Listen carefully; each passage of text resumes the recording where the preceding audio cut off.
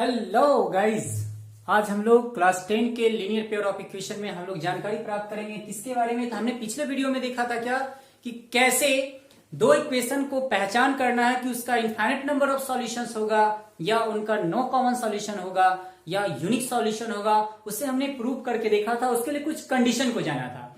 आज के हम इस वीडियो में क्या देखेंगे कि हमारा वो कंडीशन दिया रहेगा और दिए गए कंडीशन के अनुसार से हमें यह पता करना है उसका वैल्यू क्या होगा, कैसे अगर k का वैल्यू निकालना है या mn का वैल्यू निकालना है तो कैसे निकालेंगे। यहां पर आपको क्वेश्चन में क्या है, पहले से दिया हुआ रहेगा वो कंडीशन क्या है। तो जैसे कि एग्जांपल दिया गया, find the value of k, reach the system of the equation x - 2y = 3, 3x + ky = 1 has a unique solution. अब हमें देखिए यहां क्या दिया हुआ है, कांस्टेंट टर्म के रूप में हमें दिया हुआ है k और वैल्यू ऑफ k का रहा है।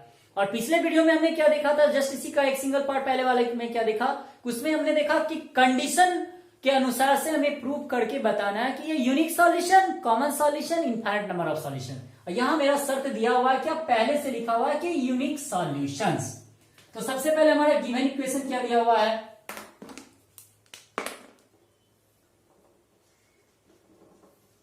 गिवन हमारा क्या दिया हुआ है, x - 2y - 3, डायरेक्ट हम यहां सजा लिए पहले, is equal 0, 3x + ky - 1 is equal 0।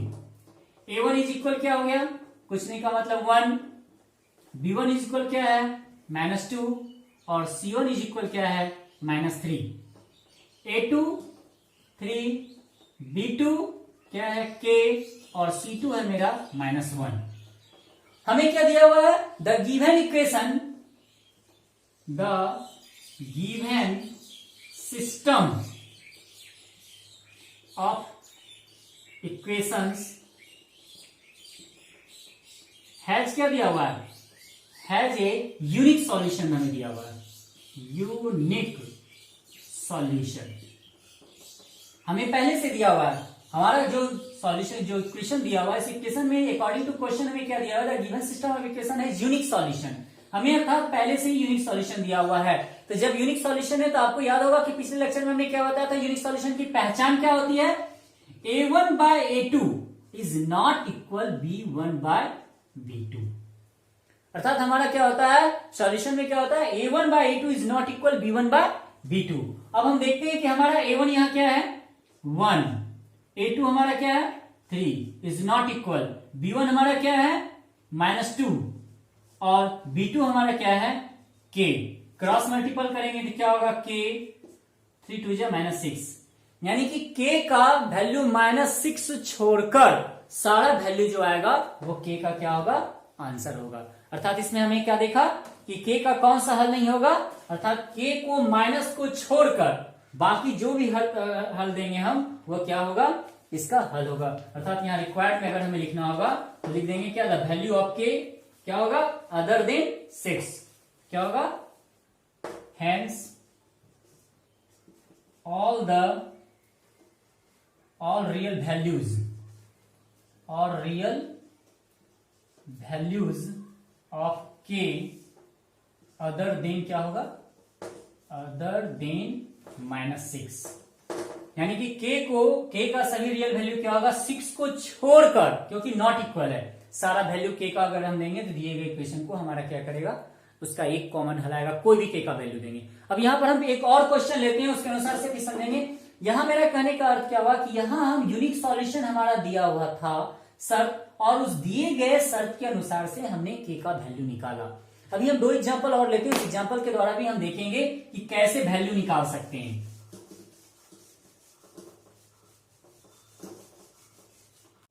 तो नेक्स्ट एग्जांपल में हम देखते हैं क्या दिया हुआ है कि इनफाइनाइट मेनी सॉल्यूशंस है। अभी हम जो एग्जांपल देखे थे प्रीवियस एग्जांपल में, उसमें हमने क्या देखा, उस एग्जांपल में दिया हुआ था यूनिक सॉल्यूशन। यहां पर k का वैल्यू निकालना है, लेकिन k के वैल्यू के साथ साथ यहां क्या दिया, इनफाइनाइटली मेनी सॉल्यूशंस। तो देखते हैं, सबसे पहले हम इसे फॉर्मेट में ले आते हैं। हमारा इक्वेशन क्या दिया हुआ है, जो इक्वेशन दिया हुआ है उसे सबसे पहले हम किस फॉर्मेट में लाएंगे, a1x + b1 + c = 0, a2x + b2y + c2y 0। हम इसे क्या करेंगे, सबसे पहले 2x - 3y - 7 = 0, एंड यहां क्या होगा, k + 1 x + 1 - 2k × y और minus 5k minus 4 is equal 0। अब देखते हैं यहाँ क्या है, a1 is equal 2, b1 is equal -3, c1 is equal -7, a2 हमारा क्या है, a2 is equal k plus 1, b2 is equal क्या है हमारा 1 माइनस 2k, और c2 हमारा क्या है -5k माइनस 4। अब देखते हैं हमारा ये दिया हुआ है। अब हम सब क्या करना है, हमारा गिवन इक्वेशन क्या दिया हुआ है, the given system of linear equations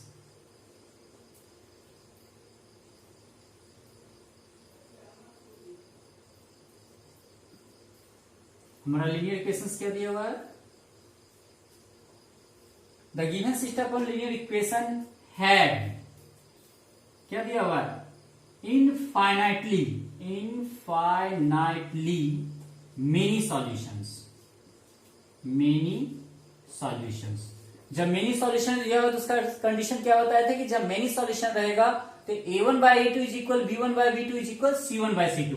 term condition ये बताया गया था ना, a1 by a2 is equal b1 by b2 is equal c1 by c2।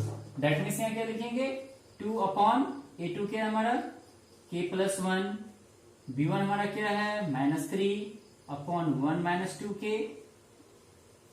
c1 क्या है -7 अपॉन क्या हो गया -5k माइनस 4। ये कैंसिल यहीं पे कर देते हैं।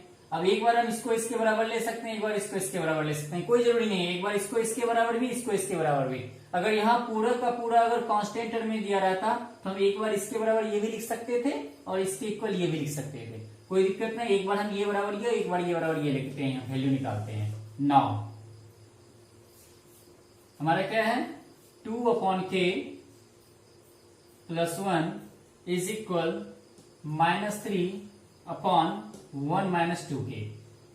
क्रॉस मल्टीपल करेंगे तो क्या होगा, डायरेक्ट कर रहे हैं तो 2 1 = 2 माइनस 2 2 = 4k -3k और प्लस माइनस -3 1 = 3 -4k और ये इधर आएगा तो क्या होगा +3k और ये है -3 और ये उठ के उधर गया तो क्या होगा -2, यानी कि -k इज इक्वल क्या होगा -5 cancel, therefore k is equal क्या हुआ 5। इसके द्वारा भी मान निकालते हैं एंड क्या है हमारा -3 upon 1 minus 2k is equal 7 upon 5k minus 4। Cross multiple करते हैं डायरेक्ट हमारा क्या होगा -15k माइनस प्लस 4 3 = 12 7 माइनस क्या होगा 7 2 = 14k। क्रॉस मल्टीपल कर रहे हैं। अब हमारा यहाँ क्या होगा -15k और ये इधर आके प्लस होगा तो +14k, ये 7 ये 12 उधर गया तो -12।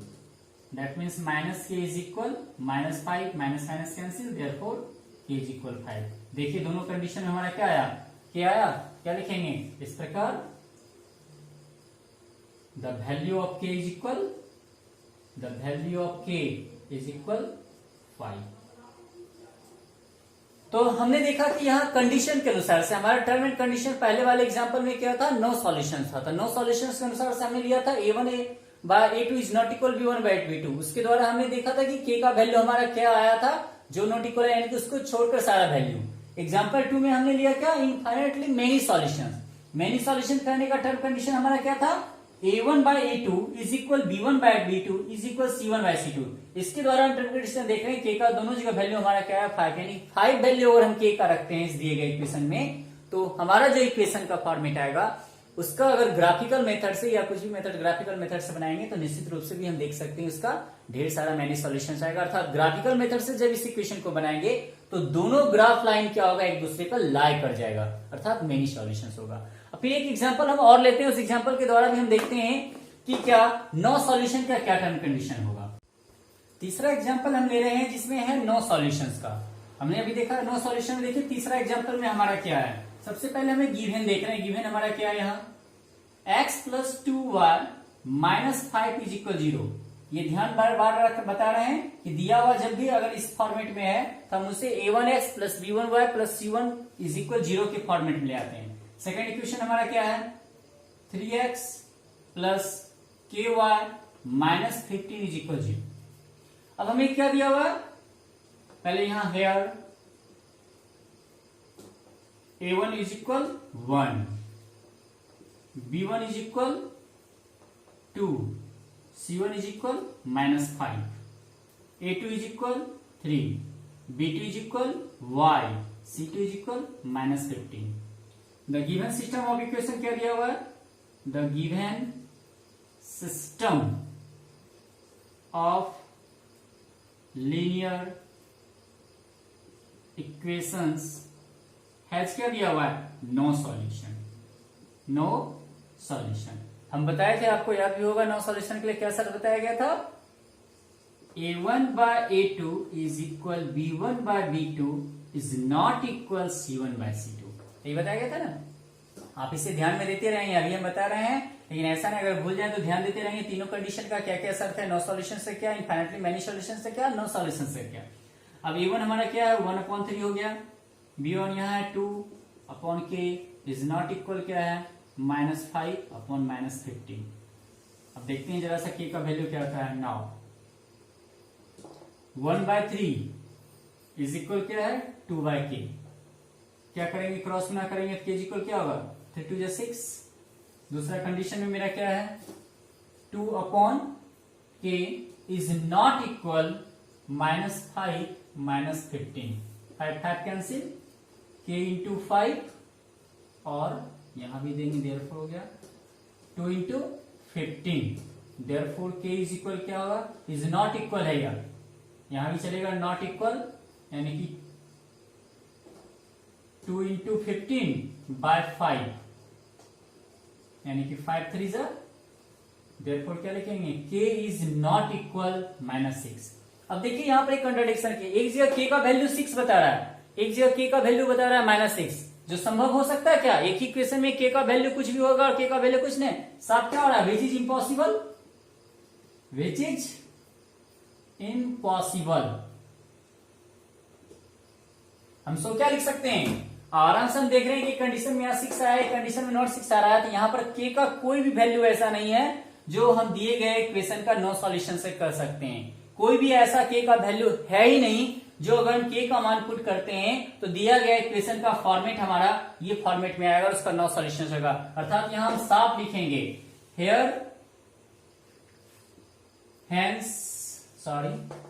hence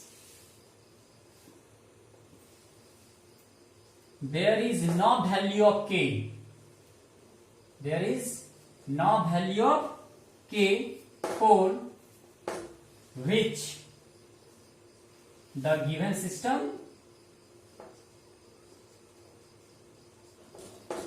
of linear equations have no solutions, have no solutions। अर्थात हम यहां क्या देख रहे हैं कि हमारा k का कोई भी ऐसा वैल्यू नहीं है, क्योंकि k का एक जगह 6 आ गया, एक जगह -6 आ गया, जो कि संभव ही नहीं हो सकता है। इसलिए साफ शब्दों में कह सकते हैं there is no value of k which is given system of linear equation have no solution. ऐसा कोई भी वैल्यू है ही नहीं। इसके अलावा और भी एग्जांपल के साथ इसे हम समझ सकते हैं, लेकिन इसे इतना ही रहने देते हैं। आगे आप देखेंगे और भी एग्जांपल के साथ, अगर नहीं हो तो फिर हम किसी वीडियो में और भी आपको बताएंगे कि नो सॉल्यूशंस का और क्या क्या हो सकता है, लेकिन इसे बनाएंगे निश्चित रूप से गाइज। और निश्चित रूप से बनाने के साथ साथ आग्रह बार बार आपसे है कि निश्चित रूप से जब भी जो समस्या है उसे कमेंट में निश्चित रूप से लिखकर भी भेजें। ठीक है गाइज, ओके, बाय बाय।